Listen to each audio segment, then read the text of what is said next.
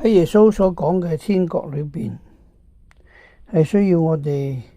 不斷咁除舊更新。我哋就好似寶藏一樣，需要不斷咁去發掘。所以，當我哋能夠真正咁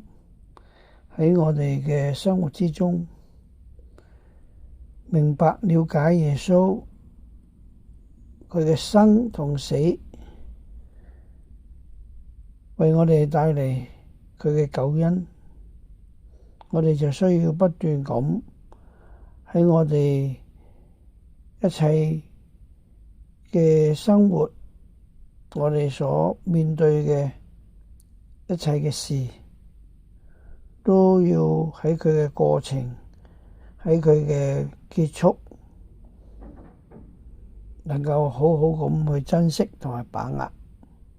所以願天主嘅國時常就喺我哋嘅中間，使到我哋能夠真正咁與天主同在。